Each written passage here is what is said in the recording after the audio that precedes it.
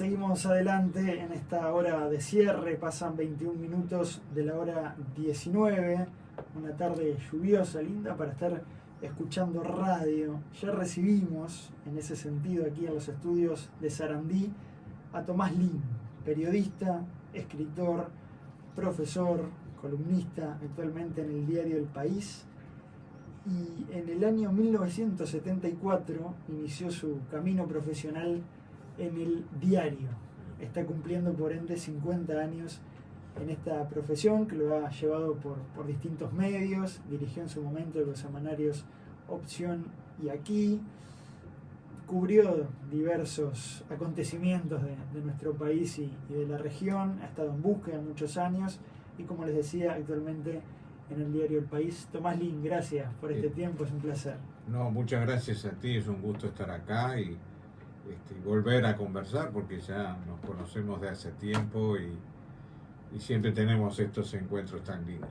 Es verdad, docente además, Tomás Lin, una profesión nada menor, más en estos tiempos que corren. 50 años de periodismo, Tomás. Exactamente, sí. Yo había estado, antes de empezar en el 74 en el diario, había estado en Buenos Aires y había estudiado periodismo, una cosa que en esa época no se hacía, una cosa muy inusual. Fue una experiencia, la verdad, muy rica, muy formadora, además, bueno, en lo de formación profesional y también en la formación de vida. Era yo muy joven, viviendo solo en una ciudad como Buenos Aires. Y bueno, cuando vine, empecé a tantear dónde trabajar, a través de conocidos, de amigos, de familiares, hice dos contactos. Uno fue con Guillermo Pérez, que era secretario de redacción del País, y el otro fue con Antonio Manino Mercader, que era secretario de redacción del diario. No había vacantes, la verdad en ese momento no era fácil. Y entonces Guillermo Pérez en El País me hacía pruebas, yo le hacía notas y prácticas y la verdad que él estaba conforme, pero no tenía vacante. Claro. Y iba una vez por mes, iba a tomar un café con Mercader y le llevaba los recortes que me publicaban en El País. Y bueno, era una vacante transitoria, una periodista muy conocida en esa época, Dolores Castillo, había tenido un problema de salud y había pedido una licencia por enfermedad larga. Entonces ahí Manino me llamó, el 4 de marzo empecé a trabajar en el diario. Y arrancó ese derrotero. ¿En qué sección? Al principio cubría de todo un poco. Al poco tiempo me asignaron la cobertura de información municipal, de la Intendencia de Montevideo. Era la época de los grandes diarios, de muchos diarios. De muchos y matutinos tirajes grandes. Y vespertinos, ¿no? Y de grandes tirajes. Yo cuando empecé en el 74 en el diario de la Noche tenía, y bajando, tenía un tiraje de 60.000 ejemplares todos los días. Disminuía un poco el fin de semana, pero cifras, tirajes monstruosos, ¿no? Sí, que no, obviamente no se ven ni se van a ver más. No. Yo ya no viví esa época, pero me decían los martes el diario de la Noche sacaba un suplemento a color con grandes tiras cómicas y ese día duplicaba la venta. Sí, claro, no había televisión. No había televisión. Claro. No, cuando yo empecé sí, pero estoy hablando un poquito época. antes. Sí. No, 10, 15 años antes. La gente se informaba por los medios escritos, por los medios escritos, sí. Me tocó una época difícil, ¿no? Porque yo entré en el año 74, ya había dictadura. Por lo tanto, había muchas limitaciones. Realmente, por momentos, era un trabajo casi asfixiante. Agobiante. Porque había cosas que sabías que no podías hacer, o si las hacías te metías en lío y no sabías que te había metido en lío. Era realmente muy asfixiante. Lo que sí rescato de esa experiencia fue el equipo de compañeros de periodistas con los que me tocó trabajar, que eran periodistas de muy buena calidad profesional y humana, ¿no? Y entonces aprendí muchísimo. Yo ya había hecho cursos de periodismo, ¿no? Claro. No venía en cero, ¿no? Pero no es lo mismo pasar del aula a la redacción, ¿no? Ayuda muchísimo esa formación más teórica o más acotada a lo que es lo académico, pero después es un salto muy grande cuando estás en la cancha con gente con experiencia que te está transmitiendo secretos, te está transmitiendo trucos de cómo ir haciendo las cosas. Y esa pasión también. Y la pasión también. Que se aprende mucho en las redacciones. Sí. La búsqueda del dato, de la información, de crear la fuente. Sí, no, y después digamos, las tertulias después del cierre, ¿no? Cuando cerrábamos en la redacción y había que esperar a que el tiraje empezara, nos quedábamos ahí un poco aflojando las tensiones de que se iba hasta la entrada a la madrugada. Era un vespertino, hasta entrada a la tarde. El vespertino, claro. Sí. O a veces salíamos a almorzar, almuerzos tardíos, porque era a las 2, 3 de la tarde. Pero para después sí. Y en esas tertulias también se aprendía mucho. Y bueno, hice muy buenos amigos. En ese sentido tengo un recuerdo muy lindo de como formación y como contacto con colegas de primer nivel. Tengo un recuerdo muy lindo. Trabajé unos 8 años. Ahí llegué a ser subsecretario de redacción en el diario.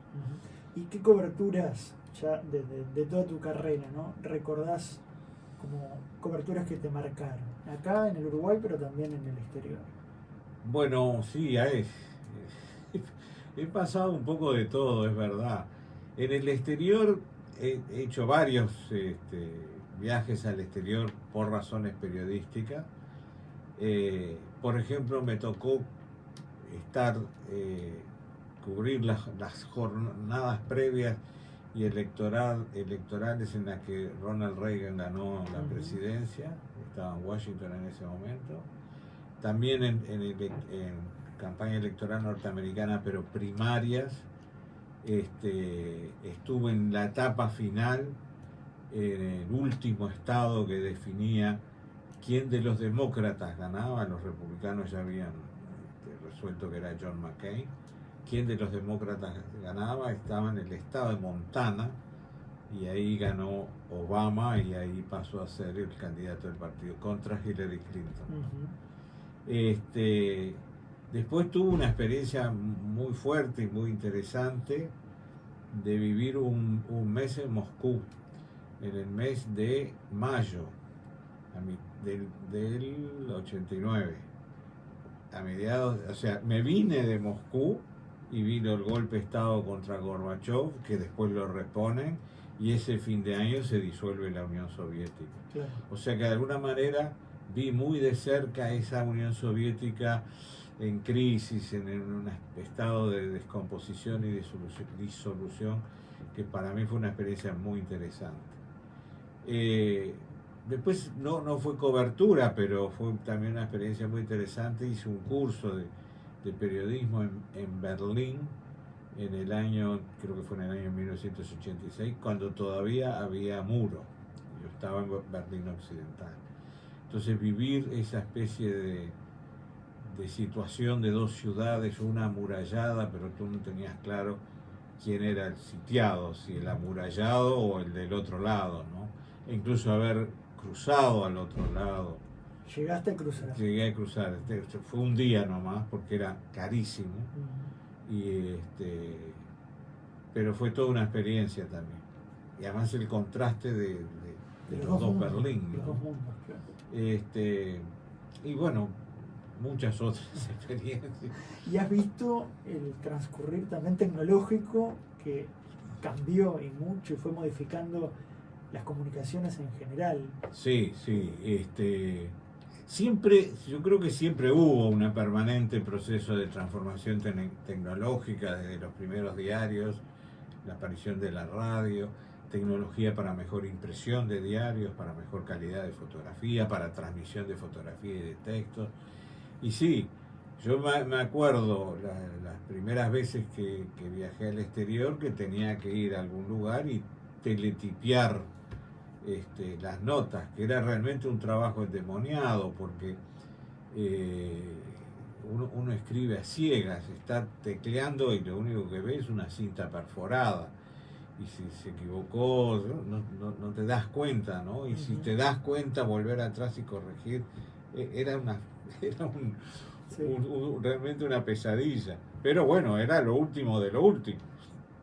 Después vino lo que para mí fue la gran transformación. A eso siguieron un montón de otras, pero en materia de simplificación fue el fax, ¿no? Entonces, la siguiente vez que fui al exterior, yo llevaba mi maquinita a escribir, la vieja maquinita de escribir portátil, escribía la nota en una hoja y llevaba a algún lugar que tuviera fax y me lo mandaban y se había simplificado la vida.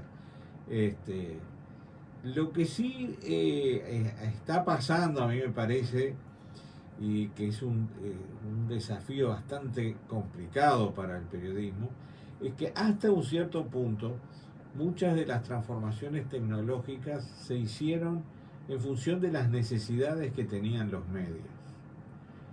Y a partir de un momento, los medios se encontraron con transformaciones tecnológicas que ellos ni pensaban, ni requerían, ni quizás les interesaba, pero que estaban afectando su posibilidad de llegar a comunicarse, ¿no? Y ahí empezó todo este sacudón que estamos viviendo en este momento, ¿no? Es decir, poner productos periodísticos online no era lo que los medios tenían pensado, pero era lo que había que hacer. Y Claro. eso les implicó transformaciones muy grandes, que de las cuales todavía no han terminado Muy dolorosas. muy dolorosas, y no han terminado de acomodarse, porque en realidad no era algo que los medios demandaban. Uno siempre piensa que las tecnologías responden a necesidades que tiene el que trabaja con ellas, ¿no? Y hasta ese momento así era, y de golpe vino todo esto otro. Lo mismo con ciertas formas de acceso que tenemos los periodistas a las fuentes, que por un lado facilitan mucho el trabajo, pero por otro lado nos tienden trampas muy feas, ¿no? Yo me admiro la existencia de Twitter y maldigo la existencia de Twitter a la misma vez, ¿no? Porque genera cierta pereza. El periodista cree que con recibir un mensaje en Twitter ya tiene la cita que necesita. Claro. No chequea, no repregunta, en realidad deja la capacidad de comunicación en el protagonista y no en el periodista, ¿no? Es decir, son cosas que estamos teniendo que acostumbrarnos y aprendiendo a manejar para interés de nuestro trabajo periodístico. Y el político, así como el deportista, el artista, en fin, se saltea al periodista. Se saltea al periodista. No tiene que le repregunte y a sus intereses Sí, le sí. viene bien, ¿no? Pongo mi mensaje y no preciso pone que lo que quiere lo que decir quiere sin que nadie lo sin que cuestione. nadie lo cuestione, ¿no? Y sí, eso es un poco la situación que estamos viviendo acá y en todos lados. En todos lados. ¿Y cómo debería pararse el periodista en esta nueva era? Bueno, creo que tiene que hacer una especie de reaprendizaje de la desconfianza. El periodista por naturaleza es desconfiado. No compra por bueno todo lo que le cuenta. Y este uso de redes obliga a reaprender a usar esa desconfianza, entre comillas, como método de trabajo. Y también creo que, y eso yo lo veo, uno le dice, bueno, en Uruguay, no, lo veo en lugares donde los medios tienen una fuerza brutal y que se cual, la pereza. Está todo tan servido en bandeja que a veces el periodista no hace ese esfuerzo extra por ir más allá del cuento que le están vendiendo. Incluso para para recordar un nombre, un cargo. Hoy tenemos Sí, todo. sí. Todo es Hasta fácil, esos detalles, ¿no? es fácil buscar. Sí, Pero la sí. enciclopedia está Sí, sí. completa. Pero entonces vienen los encasillamientos fáciles, la simplificación de la noticia. Es decir, sí, yo entiendo que el público lo que necesita es entender con claridad, pero hay hechos, hay realidades sobre las que los periodistas informan que son complejas y no se pueden simplificar así nomás. Y a veces por pereza simplificamos. Y creo que es un problema también que implica un reaprendizaje en el periodismo de volver a ver la complejidad de los hechos. Y este fenómeno, no sé si será nuevo o no, te lo pregunto, sobre que el público quiere escuchar algo para reafirmar sus ideas. También, sí. Y muchas veces los medios quedan en esa dicotomía, ¿no? Sí, de sí. sumar público o decir las cosas que hay que decir o que hay que informar. Si uno mira el proceso histórico de los medios, siglo XVIII, XIX, los medios más que informativos eran de prédica política, de prédica ideológica, de tribuna. Claro. Entonces cada medio se dirigía a un público que quería escuchar eso y no otra cosa. En el siglo XX, tanto por razones de convicción profesional como por razones comerciales, ¿no?, las dos sumadas, surge esto que se llama periodismo independiente, que algunos lo ponen en duda de cuán independiente era, pero ciertamente no era el periodismo de tribuna. Entonces la gente leía los medios, escuchaba los informativos y tenía un abanico bastante amplio de lo que estaba pasando y cada uno después elegía lo que quería, lo que iba a aportar a sus convicciones personales, pero escuchaba todas las campanas. Y ahora hay como un retorno a la tribuna. A la tribuna. Claro. Es decir, la gente lo que está reclamando es medios que reconfirmen sus convicciones y no le interesa escuchar otras campanas, y los medios están actuando en función de eso, o algunos medios, claro. No digo todos, ¿no? Las redes seguro, las redes sociales. Bueno, el tema es que aunque yo tenga un medio que sea independiente y abierto y plural en la manera de informar, los lectores van a elegir lo que les sirve. Entonces pueden desechar el mío, por ejemplo, ¿no? Digo, por decir algo. O sea, la gente ya hace, las redes les facilita decir esto sí, esto no. Y entonces trae la información sesgada para satisfacer la necesidad de confirmación de convicciones del público. Y el otro fenómeno creo que se está volviendo cada vez más problemático, el de lo que en inglés se llama fake news y que yo traduzco como noticias falsificadas. ¿Por qué falsificadas? Porque esto es como el que vende un cuadro de un gran maestro y es una obra falsificada y nadie se da cuenta, pasa por verdadero. O el que imprime billetes de alto valor con tal calidad que pasan por bueno y nadie se da cuenta que son, o sea, la falsificación casi profesional, ¿no? Bueno, y hay usinas dedicadas claro, entonces son noticias que es muy difícil para la gente darse cuenta de que está falsificado, que no es real, porque está tan bien presentado que pasa por buena, ¿no? ¿Cómo hace el periodista para no caer en las trincheras, para mantener esa, llamémosle, ecuanimidad, ese camino del centro? Por ejemplo, en tu caso, ¿no? ¿Cómo batallas con eso? Porque uno viene con una cultura, con una familia, una religión, etcétera, etcétera, etcétera. Lo que ya sabemos. En el camino profesional, ¿cómo se va desandando eso? Yo ahí hago una distinción, porque yo empecé siendo periodista reportero, periodista que salía a cubrir áreas de información, después fui editor y después fui columnista. Columnista es un periodista de opinión. o sea, da puntos de vista y da enfoques.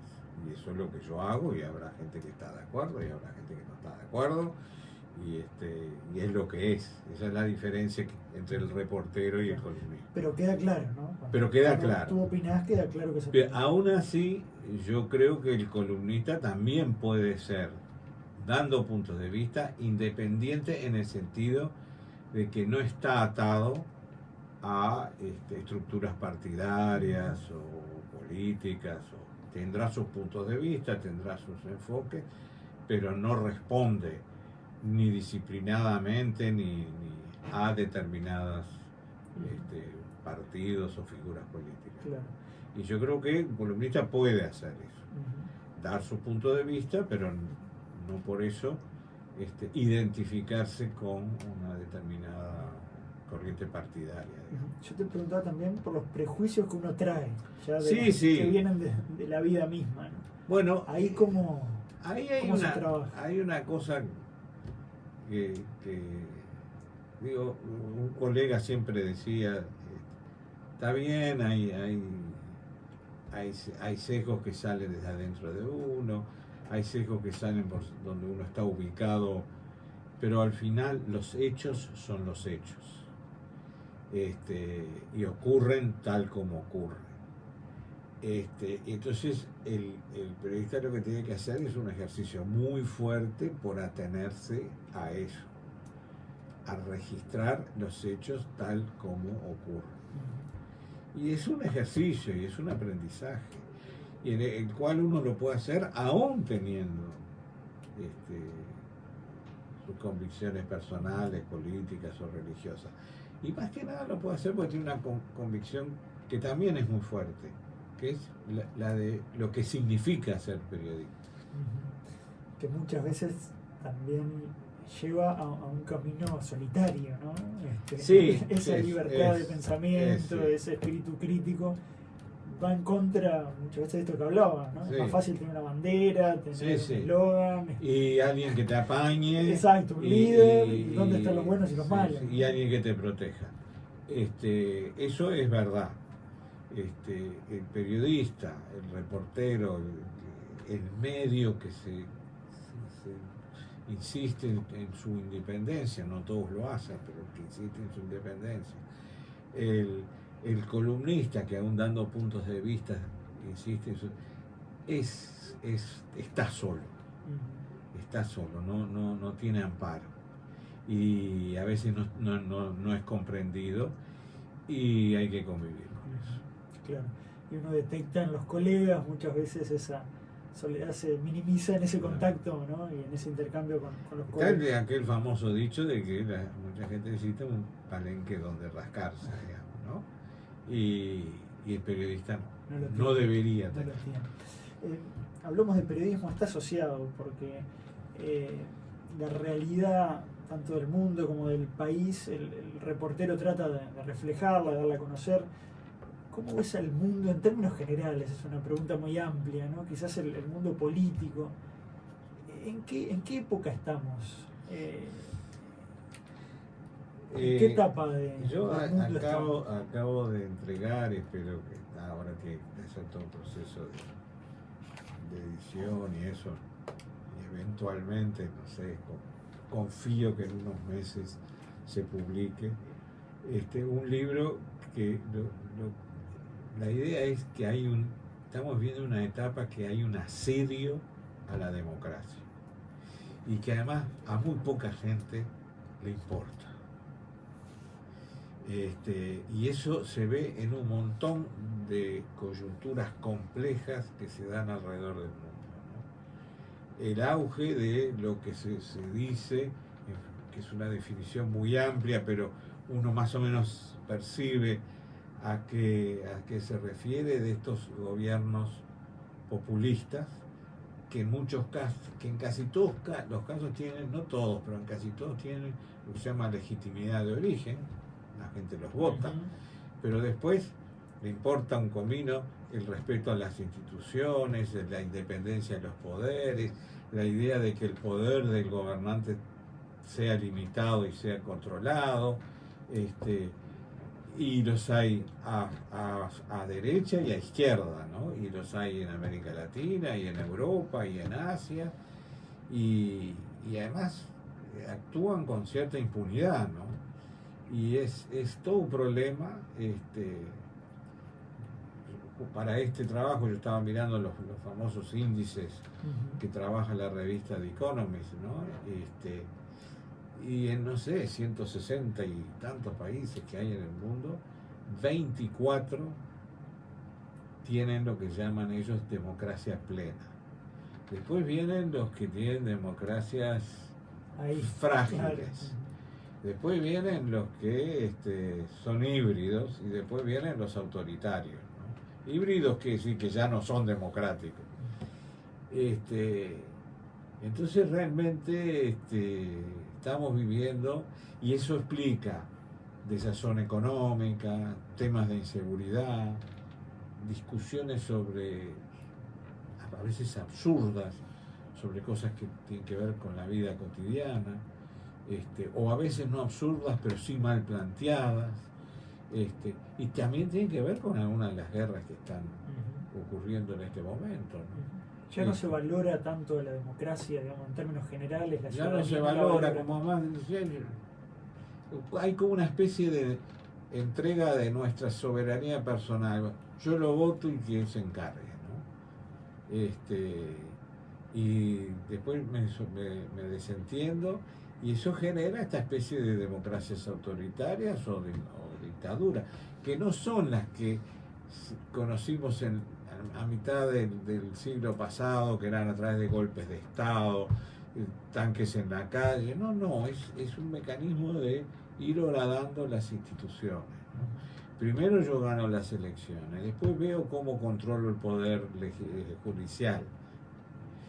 Para eso quizás amedrentando el poder legislativo. Voy acallando a la prensa, pero no con metiendo la tropa dentro de un estudio de radio, sino con presiones sucias, digamos. Y después hago una reforma constitucional que me permite la reelección indefinida. Ese es el paquete. Y está funcionando en muchos países, a veces porque había problemas en los países antes de esta llegada de estos mesías, y entonces los buscan desesperadamente. Pero no sucede en los países donde las democracias funcionan realmente bien, ¿no? Es decir, hay gente que dice, bueno, hay mucha corrupción y eso tiene que ver con que aparezcan estos gobiernos. Sí, pero en esas 24 democracias los niveles de corrupción son muy bajos. Y no es ahí. Donde hay es en las democracias flojas, ¿no? Entonces, el tema de la inseguridad explica fenómenos increíbles como el de Bukele, ¿no? La gente está dispuesta a ceder libertad por más seguridad pública. Más cuando los problemas son muy acuciantes. Y yo me acuerdo que alguna vez lo escribí mirando hoy es un poco el tema en Argentina, ¿no? Mirando esta situación en Rosario, que lleva ya años de escalada, yo decía, pero una democracia debería dar respuestas sólidas, firmes, rigurosas, sin violar derechos humanos, para no tener que llegar a lo de Bukele. Es decir, ganar en rigor, pero en derecho, antes que aparezcan estas soluciones que son realmente muy, muy fuertes. Y esas democracias, por su misma forma de actuar, por el respeto a los derechos humanos, porque las decisiones en general no las toma una persona, no facilita, por ejemplo, al narcotráfico a que penetre más fácilmente, o se hace más difícil la lucha contra el narcotráfico. Yo creo que las democracias tienen que buscar mecanismos, los hay. Muchas democracias han hecho crisis y terminan sobreviviendo porque encuentran salidas, que son formas firmes de enfrentar estas situaciones, sin necesariamente violar derechos humanos. Sí, con rigor. El rigor es el rigor, ¿no? No tiene nada que ver necesariamente con los derechos humanos. Y uno de los problemas que estaba pasando es que algunos gobiernos flojos al principio no ven el tema, no les es una aplicación lateral, y el problema empieza a crecer, y que a medida que crece se vuelve más difícil de combatir. El Uruguay está en esas consolidadas. Hace unos años este problema no había, después empezaron a ver y bueno, son ajustes de cuentas, es una cosa lateral, y ahora ya no es lateral. Ahora es más, cuando uno decía ajuste de cuentas, era ahí cuando había que frenar. Ahora da mucho más trabajo. Uruguay está dentro de esas democracias consolidadas del índice, es una de las pocas, y en América Latina ni que hablar. ¿Cuáles son los temas del Uruguay hoy? ¿Cómo ves al país? Digo, para aclarar lo que decís, en el índice de Economist, Uruguay está en el lugar 14. Lugar 14. Sobre 28 países que tienen, no me acuerdo, pero anda por ahí el democracia. Es una muy buena noticia. Y es el primero, el primer país latinoamericano. Hasta el año pasado era el primer país americano, porque estaba Uruguay en el puesto 11, ahora está en el 14, y Canadá estaba en el 12. Canadá creo que ahora está en el 13 y Uruguay en el 14. Y que Canadá quedó adelante. Y Estados Unidos, por ejemplo, que se habla mucho de la democracia, está muy arriba, sí, pero ya en el segundo escalón, las democracias con problemas. Eso respecto a la categoría. Al índice. ¿Y cómo lo ves al país? ¿Cuáles son los temas del Uruguay hoy? Bueno, yo creo que en algunos, Uruguay tiene varios temas que ha ido resolviendo algunos y otros no. Creo que en lo institucional Uruguay funciona. Es decir, el respeto a los poderes, las libertades y demás. No hay problemas, por eso esa calificación. Tiene problemas para poder eventualmente un día ser país desarrollado. Uno de los problemas es la apertura de mercados, es decir, tiene un mercado muy chico, no puede producir para 3 millones de uruguayos, es muy caro y es muy costoso, y eso lo estamos viendo, ¿no? Tiene que producir en escala mayor porque tiene que tener mercados afuera. Y eso es la lucha que ha llevado este gobierno, con éxitos muy relativos, porque el otro también juega, ¿no? Y además es un esfuerzo de largo plazo. Es decir, es probable de que todo el esfuerzo que se haya hecho, que todavía no ha dado resultados, sí haya abierto espacios para seguir avanzando en gobiernos posteriores. Pero el tema, y entonces ahí todo el tema de Mercosur sí, Mercosur no, empieza a ser un debate, o un Mercosur distinto, que es en realidad lo que se propone. Entonces ahí hay un tema. Uruguay ha tenido, un poco también gracias a la crisis argentina, una modernización en su producción agropecuaria, que creo que sí es un fenómeno muy interesante. Uruguay ha ordenado sus cuentas, ahora ha tenido que resolver o disminuir uno de los desafíos más grandes, que era todo el tema de previsión social. Entonces ha sacado una ley que está siendo cuestionada, pero que todo indica que no había mucha alternativa. Incluso uno de los sindicatos del PIT-CNT, que tiene su propia, sus funcionarios, ¿no?, tienen su propia caja, y tuvieron que, para salvar la caja, negociar también un retiro más tardío, una edad de retiro más tardío, ¿no? Entonces tengo la impresión de que hay una serie de problemas que Uruguay busca enfrentarlos e ir resolviéndolos de a uno y de a poco, pero creo que bien orientado en general. Se nos ha ido el tiempo, da para seguir muchísimo más. En el cierre se viene la campaña electoral, ¿cómo la ves? Hay algunos indicios de cómo puede ser, ya ha empezado, ¿no? Y bueno, ¿qué avisorás? Bueno, ahora empieza esta primera etapa que es de las internas, ¿no? Y las internas un poco, especialmente en algunos partidos, no en todos, implica un reordenamiento del liderazgo, porque ese proceso viene postergado, ¿no? Creo que eso va a pasar en el caso del Frente Amplio. El Frente Amplio en 2019 termina su gobierno, pero también terminan sus tres principales figuras referentes, que eran Vázquez, Astori y Mujica, ¿no? Entonces ahora estas internas lo que van a hacer es, bueno, ver si quienes compiten tienen la talla de volverse a ser ellos los nuevos referentes. Hoy el frente es un grupo político con muchas figuras, con sus corrientes, pero sin referentes que lo empujen. Algo parecido pasa con el Partido Colorado. No en vano es un partido chico que tiene 5 precandidatos, porque está buscando quiénes van a ser sus voces, ¿no? No pasa lo mismo en el Partido Nacional, porque ese proceso lo hizo antes.